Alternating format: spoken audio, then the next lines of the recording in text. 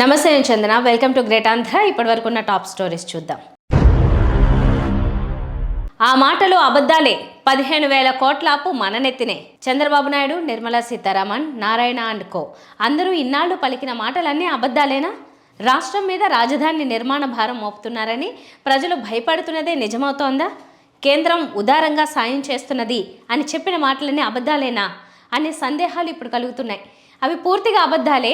కేంద్రం ప్రకటించిన సాయం 15,000 కోట్ల రూపాయల రుణభారం పూర్తిగా రాష్ట్రం మీదనే పడబోతున్నదని తాజాగా మంత్రి నారాయణ మాటలను బట్టి అర్థమవుతోంది.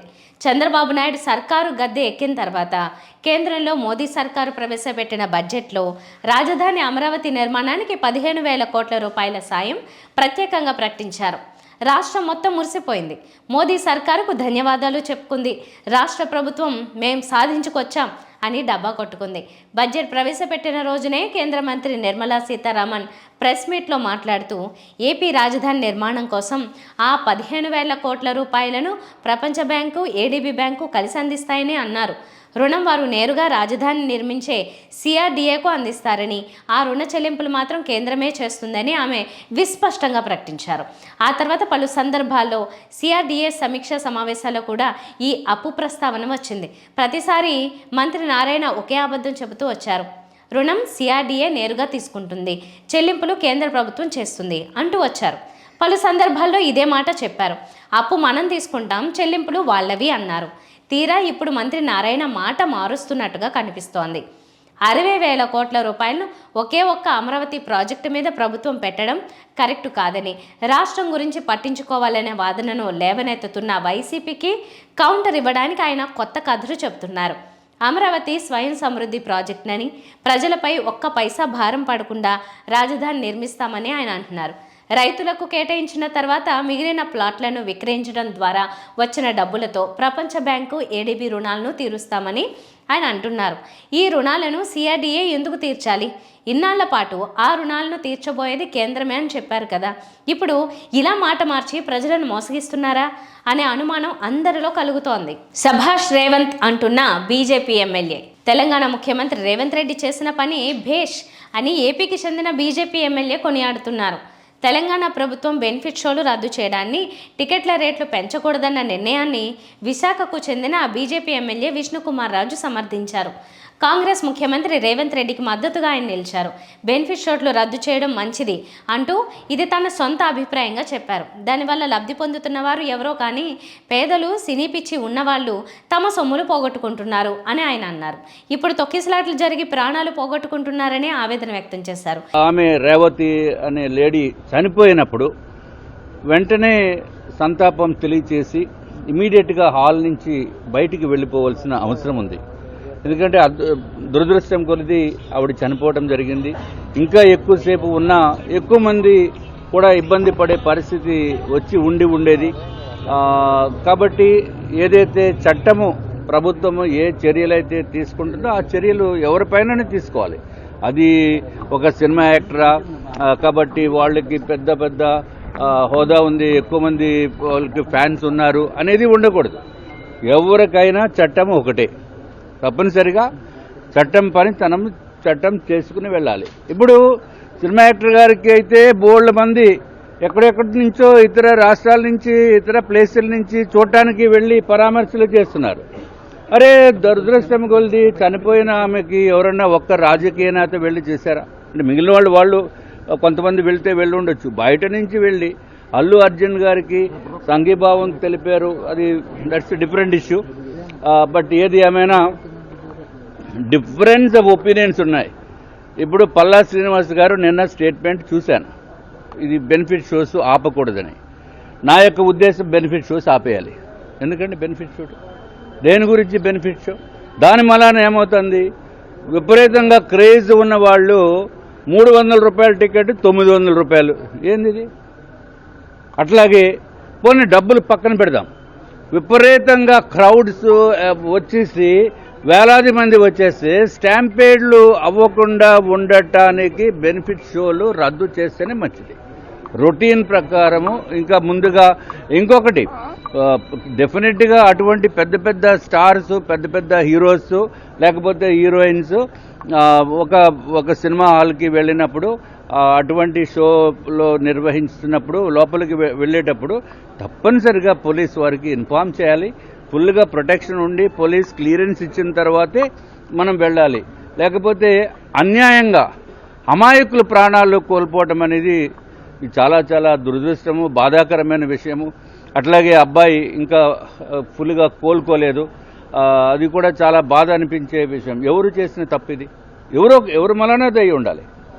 సో అది ఫ్యూచర్లో జరగకుండా ఉండటానికి తప్పనిసరిగా అన్ని రాష్ట్రాల వాళ్ళు అట్లాగే ఇప్పుడు ఏదో హైదరాబాద్లో అయింది మనకు సంబంధం లేదని అనుకోకూడదు. ఇక్కడ మన ఆంధ్ర రాష్ట్రంలో కూడా చర్యలు తీసుకోవాలి. సో డెఫినెట్గా బెనిఫిట్ షోస్ ఇచ్చే ముందు ఇవ్వకూడదు అనక, ఇచ్చే ముందు మాత్రము ఫుల్ ప్రొటెక్షన్ ఉంటేనే పోలీసు వారు అనుమతులతోటే ఆ బెనిఫిట్ షోలు ఇస్తే బాగుంటుంది. ఈ విషయంలో రేవంత్ రెడ్డి తీసుకున్నది సరైన నిర్ణయం అని ఆయన కొనియాడారు. బెనిఫిట్ షోలను రద్దు చేయడమే మంచిది అని తన అభిప్రాయంగా చెప్పారు. టీడీపీకి చెందిన మాజీ మంత్రి సీనియర్ ఎమ్మెల్యే బండారు సత్యనారాయణమూర్తి కూడా ఇదే అభిప్రాయం వ్యక్తం చేస్తున్నారు. అప్పట్లో ఎన్టీఆర్, ఏఎన్ఆర్ బెనిఫిట్ షోల విధానం తెచ్చారని, అయితే వారు సామాజిక సేవా కార్యక్రమాల కోసం వీటిని ఏర్పాటు చేశారని, ఇప్పుడు లాభార్జన కోసం బెనిఫిట్ షోలు తయారయ్యాయని విమర్శించారు. ఒకవేళ బెనిఫిట్ షోలు ఎవరైనా కోరితే వాటిని సహాయ కార్యక్రమాలకు ఉపయోగించాలని కండిషన్ పెట్టాలని డిమాండ్ చేశారు. సినిమా వాళ్ళని నిర్మాత మండలిని నేను థియేటర్ ప్రశ్నిస్తున్నాను. బెనిఫిట్ షో అంటే ఎవరి బెనిఫిట్ కోసం మీరు షో వేస్తున్నారు? ఎందుకు ప్రభుత్వంతో అదనంగా పర్మిషన్ తీసుకుంటున్నారు?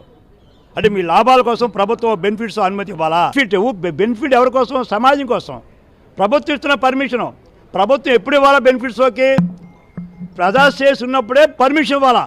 ఎవడో నిర్మాతల కోసం, డబ్బులు ఉన్న వాళ్ళ కోసమో బెనిఫిట్స్ ప్రభుత్వం ఎందుకు ఇవ్వాలా? ఎక్కువ బెనిఫిట్స్ ఇవ్వడం వల్ల ఇచ్చారు బెనిఫిట్స్. నియంత్రణ ఎక్కడుంది మీకు టికెట్ల మీద? ఓ పక్కన టికెట్లు నియంత్రిస్తుంది, టికెట్లు నియంత్రించమని చెప్తూ ఉన్నారు, కానీ బెనిఫిట్స్ నియంత్రణ లేదు. ఏపీలో కూటమి ప్రభుత్వం బెనిఫిట్ షోల మీద ఎలాంటి నిర్ణయం తీసుకోలేదు. కానీ కూటమిలో కీలకంగా ఉన్న ఇద్దరు సీనియర్ ఎమ్మెల్యేలు తమ అభిప్రాయాన్ని ఇలా చెప్పారు. దాంతో తెలంగాణలో ఉన్న విధానాన్ని ఏపీ ప్రభుత్వం కొనసాగిస్తుందా లేదా అన్నది అంతా తర్కించుకుంటున్నారు. జనం అమాయకులని అనుకుంటున్నారా బాబు? ముఖ్యమంత్రి చంద్రబాబు నాయుడు తానెంతో తెలివిగా మాట్లాడుతున్నానని అనుకుంటుంటారు. ముఖ్యంగా రాష్ట్ర ఆర్థిక పరిస్థితి అధ్వానంగా ఉందని పదే పదే చెబితే అయ్యో పాపం చంద్రబాబు అని జనం అనుకుంటారని ఆయన నమ్ముతున్నట్టున్నారు. తాజాగా రాష్ట్ర ఆర్థిక పరిస్థితిపై చంద్రబాబు మరోసారి బీద ఏడుపు. ఆయన ఏమన్నారంటే, ఆర్థిక ఇబ్బందులను చూస్తే బాధేస్తోంది. 6 నెలలుగా రాత్రింబవళ్ళు ఆలోచిస్తున్నా, 5 ఏళ్ల విధ్వంసానికి పరిష్కారం దొరకట్లేదు అని వాపోయారు. ఇలాంటి బీదరికపు మాటలు చంద్రబాబు నుంచి పదే పదే ఎందుకు వస్తున్నాయో అర్థం చేసుకోలేనంత అమాయక స్థితిలో జనం లేరు. ఎన్నికల ప్రచారంలో చంద్రబాబు అలివికాని హామీలు ఇచ్చారు. అప్పటి వరకు వైఎస్ జగన్ ప్రభుత్వం భారీ మొత్తంలో ఇచ్చిన సంక్షేమాన్ని కాదని ఇంకా ఎక్కువగా చంద్రబాబు ఇస్తారని ఆశించి అపరిమితమైన అధికారాన్ని కట్టబెట్టారు. చంద్రబాబు ఇచ్చిన ప్రధాన హామీల అమలుపై ఇంకా కూటమి సర్కార్ దృష్టి సారించలేదు. ప్రభుత్వ పాలన 6 నెలలు గడిచింది. ఇంకా జగన్ ప్రభుత్వం విధ్వంసం సృష్టించిందని, అందుకే ఏమీ చేయలేకపోతున్నామనే మాటల్ని జనం విశ్వసించరు. హామీలు ఇచ్చే సమయానికి చంద్రబాబు 3 సార్లు ముఖ్యమంత్రిగా పనిచేశారు. రాష్ట్ర ఆర్థిక పరిస్థితిపై ప్రతిపక్ష నాయకులుగా చంద్రబాబు, పవన్ కళ్యాణ్ తీవ్ర ఆరోపణలు చేశారు. అయినప్పటికీ ఆకాశమే హద్దుగా సంక్షేమ పథకాల లబ్ధి కలిగిస్తామని హామీలు ఇచ్చారు. ఎలా సాధ్యమని జగన్ ప్రశ్నిస్తే సంపద సృష్టించి అందజేస్తానని బాబు నమ్మబలికారు. ఇప్పుడేమో రాత్రింబవళ్ళు ఆలోచిస్తున్నా పరిష్కారం దొరకడం లేదని వాపోతున్నారు. ఇంతకంటే అన్యాయం మరొకటి ఉంటుందా అని జనం అనుకునే పరిస్థితి. పాలన 6 నెలలే కావడంతో ఇంకా జనం విమర్శలకు దిగడం లేదు. అంతకంటే ముందే చంద్రబాబే తాను చెప్పినవన్నీ అమలు చేయడం సాధ్యం కాదనే సంకేతాలను ఇవ్వడానికి ఆర్థిక ఇబ్బందుల గురించి మాట్లాడుతున్నారు. కానీ మోసపోయామని జనం ఆగ్రహిస్తే వైసీపీ కంటే దారుణమైన ఫలితాల్ని ఎన్నికల్లో రుచి చూడాల్సి ఉంటుంది. ఈ చేదు నిజాన్ని గమనంలో పెట్టుకుని చంద్రబాబు జాగ్రత్తగా మసులుకుంటే మంచిది. అధికారంలోకి వచ్చాం, అవసరం తీరింది కదా అనుకుంటే మాత్రం శాశ్వతంగా భారీ మూల్యాన్ని చెల్లించుకోవాల్సి ఉంటుంది. అమరావతికి అడ్డెవరు? ఏపీ రాజధాని అమరావతిని అడ్డం పెట్టుకుని కూటమి నేతలు మళ్లీ రాజకీయం మొదలుపెట్టారు. అమరావతి మునక ప్రాంతమని, నిధులు ఇవ్వద్దంటూ ప్రపంచ బ్యాంకుకు అలాగే ఇతర ఫైనాన్స్ సంస్థలకు ఆకాశరామన్న ఫిర్యాదులు చేస్తున్నారంటూ కొన్ని రోజులుగా కూటమి నేతలు వాపోతున్నారు. ఇంకా ఎంతకాలం అమరావతి కేంద్రంగా రాజకీయాలు చేస్తారనే ప్రశ్న ఉదయిస్తోంది. ముఖ్యమంత్రి చంద్రబాబు నాయుడు చాలా విశ్వసనీయత, విజనరీ ఉన్న నాయకుడిగా ప్రచారం దశాబ్దాలుగా చేస్తున్నారు కదా. బాబు పాలనా సమర్థత గురించి ఉప ముఖ్యమంత్రి పవన్ కళ్యాణ్ అసందర్భంగా కూడా ప్రశంసిస్తుంటారు. అంత గొప్ప నాయకుడి ఏలుబడిలో ఎవరో ఏదో ఫిర్యాదు చేస్తే అమరావతి నిర్మాణానికి ఆటంకం ఏర్పడుతుందా అనే ప్రశ్నకు సమాధానం చెప్పాల్సిన బాధ్యత పాలకులదే. కూటమి ప్రభుత్వం కొలువుదీరకనే అమరావతి నిర్మాణంపై ఆదేశాలు ఇచ్చింది. అమరావతి నిర్మాణానికి కేంద్రాన్ని ఒప్పించి మెప్పించి భారీ మొత్తంలో అప్పులు కూడా సమకూర్చుకున్నారు. జనవరి నుంచి అమరావతి పనులు మొదలవుతాయని ప్రభుత్వ పెద్దలు చెబుతున్నారు. మరోవైపు అమరావతిపై దుష్ప్రచారం చేస్తున్నారనే ఏడుపు ఎవరిని బద్నాం చేయడానికి? అపరిమితమైన అధికారాన్ని దక్కించుకున్న కూటమి చక్కగా పరిపాలన చేయకుండా అనవసరమైన అసందర్భమైన చర్చకు చోటిస్తోంది. ఇలా ఎంతకాలమని ఇతరులపై నిందలు మోపి ప్రజలకిచ్చిన హామీని అమలు చేయకుండా ఉంటారు? అమరావతి నిర్మాణానికి వచ్చిన ఇబ్బంది ఏమీ లేదు. ఎవరు అడ్డుకునే పరిస్థితి అంతకన్నా లేదు. కోరుకున్నంత అప్పు తీసుకొచ్చి రాష్ట్రంలోని మిగిలిన ప్రాంతాల్ని పచ్చుపెట్టైనా సరే అనుకున్న స్థాయిలో అమరావతి నిర్మాణాన్ని పూర్తి చేయండి. ఏపీలో పవన్, తెలంగాణలో బన్నీ. సంధ్య థియేటర్ వివాదం, హీరో అల్లు అర్జున్ డిఫెన్స్, పోలీసుల వివరణ అన్నీ కలిసి పొలిటికల్ టర్న్ తీసుకుంటున్నట్లు క్లారిటీగా కనిపిస్తోంది. అసలు ముందుగా ఈ వ్యవహారంలో ఎంటర్ అయిన భారతీయ రాష్ట్ర సమితి సైలెంట్ అయింది. తాము రెస్పాండ్ కావడం వల్ల అల్లు అర్జున్కి ఇబ్బందే తప్ప కలిసి వచ్చేది ఉండదని ఆ పార్టీ పెద్దలు గ్రహించారు. ఇలాంటి టైంలో కాంగ్రెస్తో పాటు ఎంఐఎం కూడా గొంతు కలపడం అనేది వేరే రూట్కు దారితీసింది. భారతీయ జనతా పార్టీ రంగంలోకి దిగింది. అల్లు అర్జున్కు మద్దతుగా ఆ పార్టీ నేతలు మాట్లాడడం ప్రారంభించేశారు. అంటే ఇక కాంగ్రెస్ వర్సెస్ భాజపా అన్న పంతానికి దారితీస్తోంది. పోలీసులు బన్నీ బెయిల్ క్యాన్సిల్ చేయించే దిశగా పావులు కదుపుతున్నారు. ఇందుకోసం టోటల్ సీసీటీవీ ఫుటేజ్ను బయటకు తీశారు, మీడియా ముందు పెట్టారు. ఇప్పుడు ఈ కేసు సుప్రీంకోర్టు మెట్లు ఎక్కే అవకాశం క్లారిటీగా కనిపిస్తోంది. ఇలాంటి టైంలో బన్నీకి అండగా ఉండేది భాజపా మాత్రమే. మెగా హీరో పవన్ కళ్యాణ్ ఇప్పటికే ఏపీలో భాజపా కూటమిలో ఉన్నారు. భాజపాకు గట్టి మద్దతుదారుగా ఉన్నారు. జనసేన పార్టీ పెట్టినా దాన్ని మొదటి నుంచి భాజపాకు అండగానే ఉంచుతున్నారు. ఒక్క 2019 ఎన్నికల్లో మాత్రమే భాజపాతో విభేదించారు. ఇప్పుడు భాజపాకు వీర విధేయుడిగా ఉన్నారు పవన్. తెలంగాణలో ఇలాంటి బలమైన మాస్ జనాల అట్రాక్షన్ లేదు భాజపాకు. ఇప్పుడు బన్నీని కనుక తమ వైపు తిప్పుకుంటే అది పార్టీకి ఉపయోగపడుతుంది. బన్నీ మామగారు రాజకీయ నాయకుడే, కాంగ్రెస్లో ఉన్నారు. అందువల్ల ఇప్పటి నుంచి చాలా దూరదృష్టితో భాజపా నాయకులు పావులు కదుపుతున్నారు అనుకోవాల్సి వస్తోంది. నేరుగా ప్రభుత్వాన్ని ఢీకొనాల్సి వస్తున్న ఈ నేపథ్యంలో బన్నీకి కూడా భాజపా కేంద్ర పెద్దల మద్దతు చాలా అవసరం. అది ఉంటేనే అతగాడు ఈ గడ్డు పరిస్థితి నుంచి బయటకు రాగలడు. మొత్తం మీద తెలంగాణ రాజకీయం రంజుగా మారుతోంది. సంధ్య థియేటర్ ఉదంతం రాజకీయ రంగు బాగా పులిమేసుకుంది. ఇవి వాటి టాప్ స్టోరీస్. మరిన్ని అప్డేట్స్తో కలుద్దాం. నమస్తే.